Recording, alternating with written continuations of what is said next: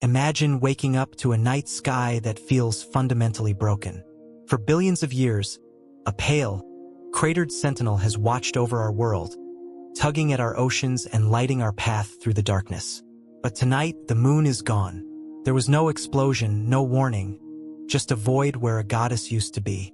We often take the moon for granted, viewing it as a mere decoration in the sky, but its sudden absence would trigger a domino effect of planetary chaos that would change the face of Earth forever. The first thing we would notice is the crushing weight of the dark. Without the moon to reflect the sun's light, our nights would become ink black. In rural areas, the stars would look brighter than ever, but the ground beneath our feet would vanish into shadow. This isn't just an aesthetic change. It is the death of the nighttime world as we know it. Predators that rely on moonlight to hunt would find themselves blind, while prey that uses the shadows to hide would lose their only map, throwing the entire global food chain into an immediate, panicked frenzy. Deep within our souls and the cells of every living thing, there is a clock set by the moon. From the migration of birds to the spawning of coral reefs, life on Earth is choreographed by the lunar cycle. Without the moon's presence, these biological rhythms would shatter.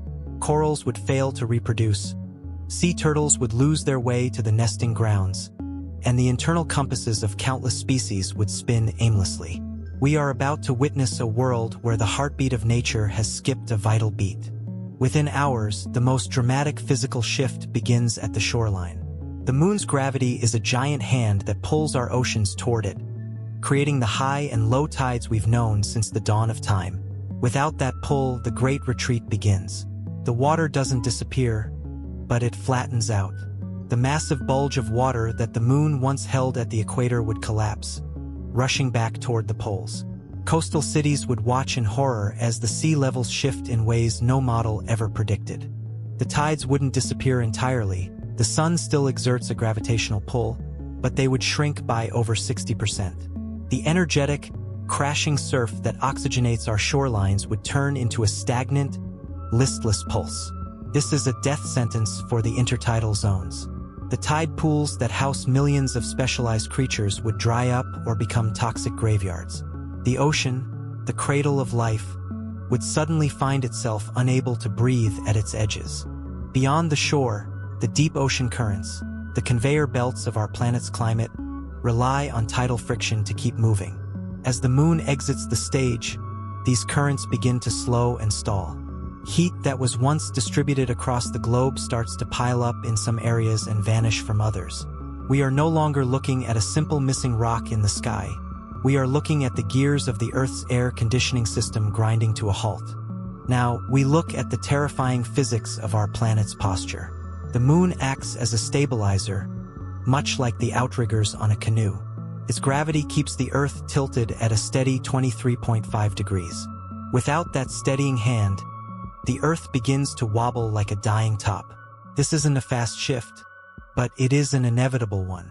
Our planet's tilt could swing wildly, from 0 degrees to over 45 degrees, sending the world into a gravitational tailspin that no civilization is prepared to handle. As the Earth's tilt begins to shift uncontrollably, the seasons as we know them vanish. In 1 century, the North Pole might be pointed directly at the sun for months at a time, turning the Arctic into a scorching desert. In the next, the equator might be plunged into a permanent, frozen twilight. The predictable cycle of spring planting and autumn harvests becomes a distant memory of a stable world we didn't realize we had. The moon also helps regulate the speed of our planet's rotation. Historically, the moon's drag has slowed us down. Without it, the Earth would begin to spin faster. This change in speed would transform our atmosphere into a battlefield. The winds would pick up speed, fueled by the faster rotation, creating permanent superstorms that dwarf anything we've seen in recorded history. We are entering an era where the wind itself becomes a weapon. Imagine hurricanes that don't just last for days, but for years. With a faster spinning Earth and a chaotic climate, the temperature differences between the poles and the equator would create massive pressure systems. 200-mile-per-hour winds would become the norm, scouring the surface of the continents and making tall buildings and forests a thing of the past. The Earth's surface would become a playground for shadows and gales. As the Earth spins faster and faster without the moon's braking force, our 24-hour day begins to shrink. Eventually, a day might last only 6 or 8 hours. Imagine the psychological toll on humanity. Our bodies, evolved over millions of years to a 24-hour circadian rhythm, would be thrown into a state of permanent jet lag. Sleep would become a luxury, and the very concept of time would have to be reinvented for a world that spins too fast. With the moon gone and the atmosphere potentially thinning or changing due to extreme winds, our view of the cosmos would change. The Great Dark would make the Milky Way appear like a glowing river of fire every single night. But this beauty comes with a price. Ancient sailors who navigated by the moon and stars would be lost, and our modern satellites, many of which rely on stable orbital physics influenced by the moon, might begin to drift or collide. The moon's gravity doesn't just pull on the water, it pulls on the Earth's crust. This terrestrial tide keeps the mantle viscous and moving. Without the rhythmic kneading of the moon, the internal pressure of the Earth might shift.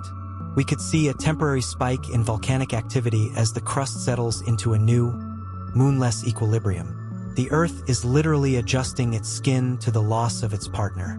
Mangroves, salt marshes, and estuaries, the nurseries of the ocean, would be the first to die.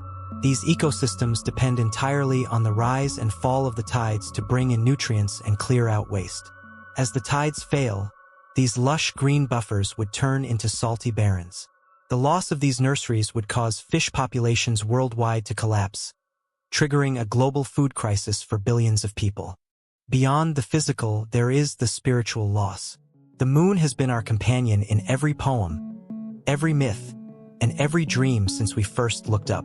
To see a hole in the sky where the moon used to be would trigger a collective trauma. Religions would fall, new cults would rise, and the sense of cosmic safety would be shattered. We would finally realize how small and fragile our blue marble truly is. As the Earth's tilt shifts wildly, the ice caps would no longer stay at the poles. They would melt and reform in what were once tropical zones. This massive shift of weight, billions of tons of ice moving across the planet, would further destabilize the Earth's rotation. The geography of the world would become unrecognizable as sea levels rise and fall in a chaotic, unpredictable dance. Modern farming relies on the predictable. We know when the rains come and when the frost ends. In a post-moon world, that predictability is gone. Global food chains would break down as crops fail year after year. Humanity would be forced to move underground or into controlled indoor environments just to survive the erratic temperatures and 300-mile-per-hour wind gusts. Life is resilient. Over thousands of years, the creatures that survived the initial collapse would begin to adapt. We might see the rise of animals with massive, hypersensitive eyes to catch the faint starlight, or creatures that rely entirely on echolocation. The night world would become the dominant reality, and biology would find a way to thrive in the permanent gloom of a moonless Earth. The moon has long acted as a gravitational shield, soaking up thousands of asteroid and comet impacts that might have otherwise hit Earth. Just look at its scarred surface. Without this big brother protecting us, the Earth becomes a much larger and more vulnerable target. The frequency of devastating meteor impacts would inevitably rise, turning our sky into a shooting gallery. Some scientists believe the moon's tides were the literal engine that pushed life out of the oceans and onto land. The constant shifting of the water forced creatures to adapt to both wet and dry environments. Without the moon, the evolutionary pressure to innovate might slow down. Life might have stayed in the sea forever if it weren't for the moon's constant, rhythmic tugging. As the tides fail and the currents stall, the chemical makeup of the ocean would change. Oxygen levels in the deep water would drop, leading to massive dead zones. The ocean would become more acidic, and the great carbon-scrubbing power of the seas would diminish. This would accelerate the greenhouse effect, turning our chaotic weather even more violent. Every civilization on Earth has used the moon to track time. The months, the holidays, the seasons of harvest, all gone. We would be a species without a clock, adrift in a timeline that no longer makes sense.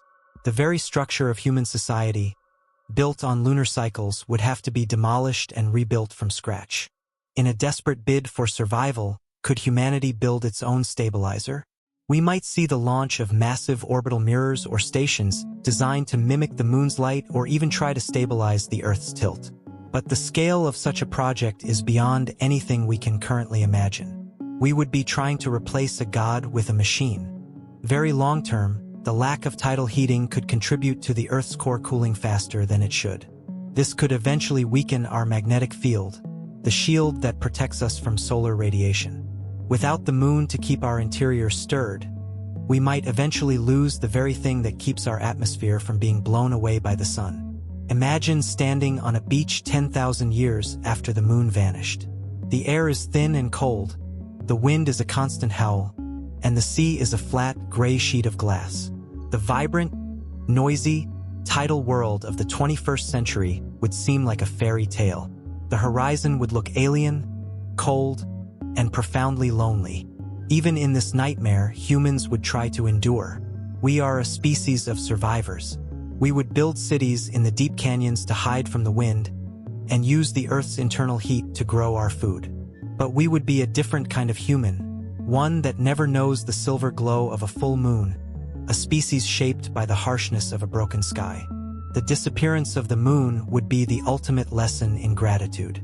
It would teach us that our planet is not a solo act, but part of a delicate binary system. We are not just Earthlings.